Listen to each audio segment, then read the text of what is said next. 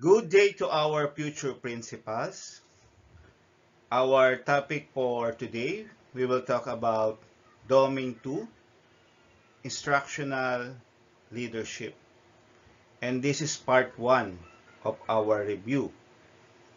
Again, for every question, I will give you 5 seconds to answer. Without further ado, let us start now.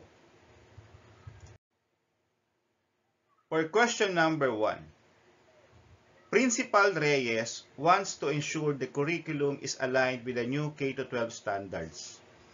What should be her first step? Letter A. Disregard current teaching methods and enforce new ones. Letter B.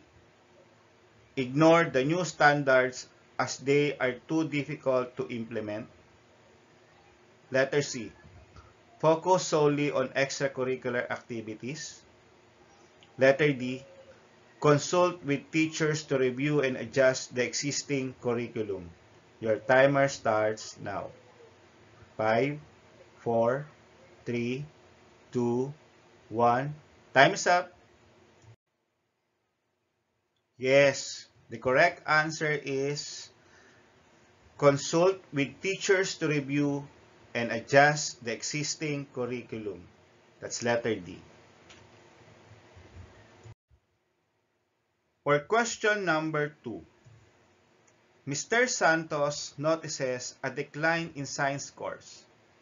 What should he do to address this issue? Letter A. Increase homework loads for students in all subjects. Letter B. Organize professional development. Focus on innovative science teaching techniques. Letter C. Cancel science classes as they are too challenging. Letter D. Only focus on improving math scores. Your timer starts now. 5, 4, 3, 2, 1. Time is up. Yes, the correct answer is organize professional development. Focus on innovative science teaching techniques. For question number 3, a new principal wants to improve student engagement. What strategy should she consider implementing first? Letter A. Implement a strict uniform policy. Letter B. Remove all breaks between classes. Letter C. Introduce interactive learning strategies across all classes. Letter D. Increase the length of the school day. Your timer starts now. 5, 4, 3, 2, 1. Time is up. Yes, you made it right.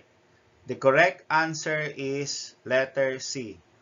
Introduce interactive learning strategies across all classes. For question number 4, Principal Lopez receives feedback that students find the history curriculum boring. How should he address this concern? Letter A. Work with teachers to integrate more project-based learning into the curriculum. Letter B.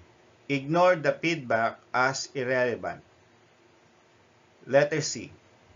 Punish the teachers for not making the classes interesting. Letter D. Remove history from the curriculum. Your timer starts now. 5, 4, 3, 2, 1. Time's up. Yes, the correct answer is letter A. Work with teachers to integrate more project-based learning into the curriculum. For question number 5, during a curriculum review, It's found that the math curriculum does not align with national standards. What should the principal do? A. Collaborate with math teachers to realign the curriculum with the standards. Letter B. Order teachers to make immediate changes without guidance.